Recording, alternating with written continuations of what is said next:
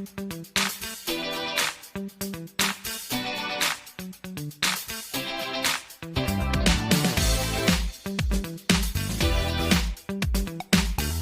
akan membahas sebuah contoh soal intensitas gelombang bunyi. Kita akan membahas sebuah soalnya itu suatu gelombang gempa terasa di Malang dengan intensitas 6 kali 10 pangkat 5 W per meter kuadrat. Sumber gempa berasal dari suatu tempat yang berjarak 300 km dari Malang. Jika jarak antara Malang dan Surabaya 100 km dan ketiga tempat itu membentuk segitiga siku-siku dengan sudut siku-siku di Malang, maka intensitas gempa yang terasa di Surabaya adalah. Perlu kita tahu apa itu intensitas gelombang. Nah, intensitas gelombang itu ialah daya tiap satuan luas.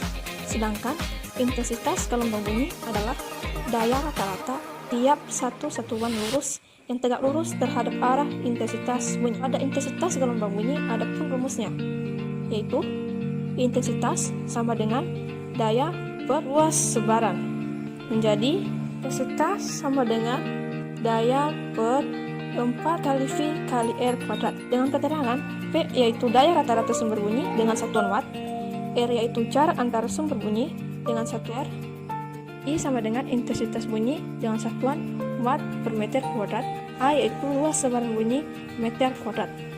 Nah, setelah kita tahu itu intensitas gelombang dan apa rumusnya, kita menulis telah diketahui.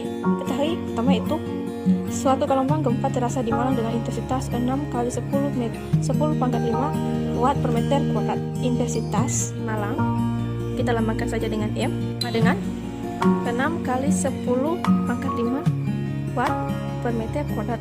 Kedua yaitu sumber gempa berasal dari suatu tempat yang berjarak 300 km dari Malang. Jadi karena ini jarak gempa yaitu Malang, jadi kita lambangkan saja dengan RM yaitu 300 km. Selanjutnya yaitu dari Malang ke Surabaya kita lambangkan saja dengan S yaitu 100 km.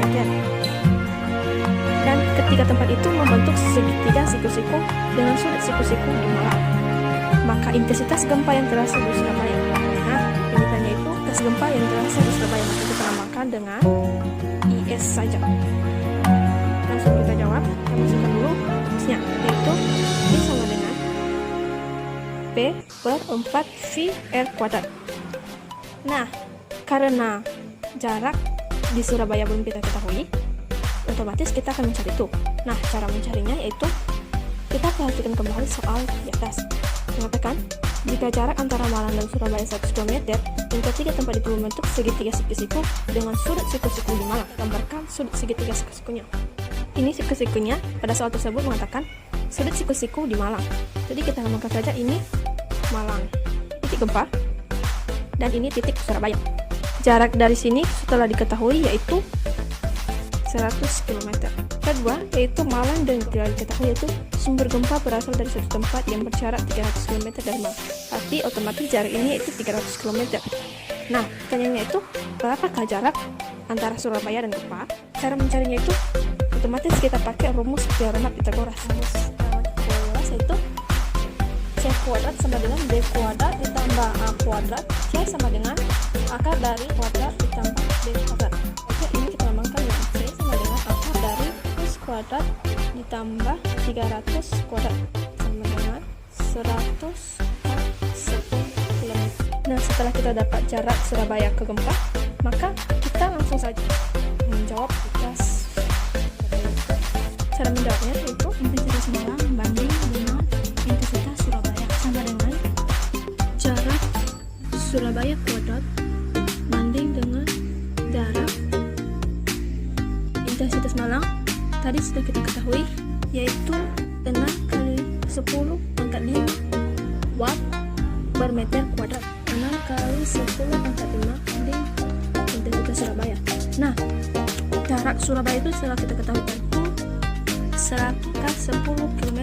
Langsung saja kita substitusi yaitu 100 akar 10 banding 300 meter. Selanjutnya 6 kali 10 pangkat 5 karena kuadrat kita langsung masukkan ke dalam kurung lebih cepat. Maka 6 kali 10 pangkat 5 banding di intensitas Surabaya sama dengan 100 akar 10 ini bagi 300 dapat kita sederhanakan sama dengan akar 10 3